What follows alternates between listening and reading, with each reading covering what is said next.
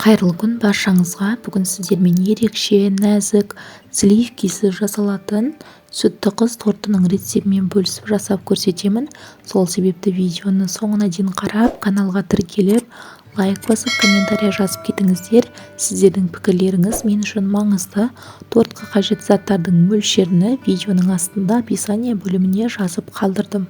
Алдымен қамырын дайындап аламыз. Ыдысымызға 600 грамм қоюландырылған сүттің үстінен 4 жұмыртқаны салып, венчиктің көмегімен жақсылап араластырамыз.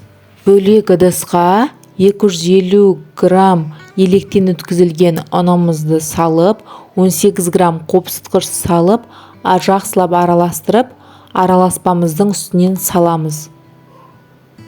Венчиктің көмегімен жақсылап араластырамыз. Неке біздің массамыз осындай сұйық болып шығады. Жақсылап венчикпен араластырыңыздар, арасында түйіршіктер болмауы керек. Енді осы араласпаны пісіріп аламыз. Менде кальцияның диаметрі 24 сантиметрлік пергаментный бумагаға кальцияны қойып, өлшеп сызып алдым. Сосын 2 ас қасықтан салып, жұп-жұқа қылып жайып шықтым. Сіздерде кальция болмаса, кез келген форманы өлшеп сызып алсаңыздар болады. Сосын осылай 2 ас қасықтан салып отырып, жұп-жұқа қылып жайып шығамыз. Әрбір коржымызды 180 градуста 7-8 минуттай пісіріп аламыз. Пергаментный бумаганың сапасы жақсысын алған дұрыс, әйтпесе корждарыңыз піскен кезде жабысып қалуы мүмкін.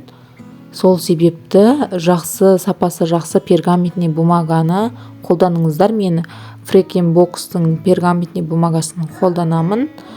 Сосын корждарымызды ыстық күйінде қағаздан ажыратқан дұрыс.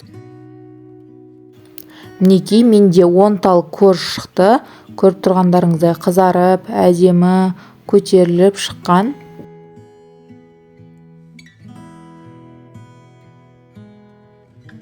Тортымыздың кремін дайындаймыз. 1200 грамм қаймағымызға 200 грамм қант ұнтағын салып, венчикпен жақсылап араластырамыз.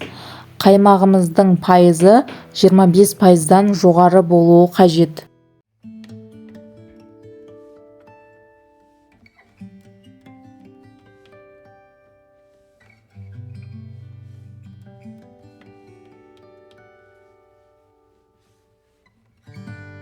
Тортымызды мен осындай кольцода жинап алдым.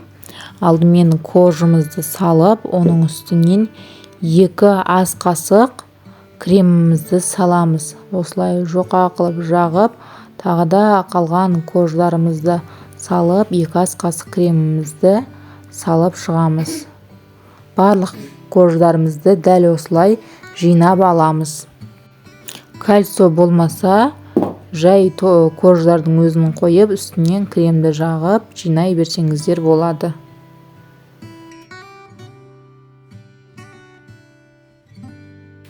Ең соңғы бөлігіне кремді жағып болғаннан соң, тортымды холодильникқа 10-15 минутқа салып қоямын, кішкене кремі қату үшін. Тортымды әдемілеу үшін осындай Наполеоннан қалған коржды осылай жақсылап майдалап алдым. 10 минуттан соң холодильниктан алып, кальцияны шешеміз. Қалған кремімізді тортымыздың айналасына жағып шығамыз. Тортымызды өз қалауларыңызша әсемдесеңіздер болады. Неше түрлі жеміс жидектермен әсемдесеңіздер болады. Немесе осылай жай ғана өзін қойып қойсаңыздар да болады. Ал мен осындай Наполеонның ұнтақтарымен осылай жан-жағына сеуіп шықтым. Ортасына кокосовый стружканы септім. Тортымызды 3-4 сағатқа холодильникқа салып қойсақ, кремі сіңіп, сондай жұп-жұмсақ, нәзік болып шығады. Мінекей, көріп тұрғандарыңыздай біздің ерекше, нәп-нәзік, сливкисіз дайындалатын сүтті қыз тортымыз дайын болды. Менің отбасыма қатты ұнады. Сіздерге де жасап көруге кеңес беремін. Видеомды соңына дейін қарағандарыңыз үшін рахмет. Каналыма тіркеліп, лайк басып, комментария жазып, қолдап кетіңіздер. Алдағы уақытта көптеген рецепттер болады. Каналымды жоғалтып алмас үшін қоңырауша батырмасын басып кетіңіз.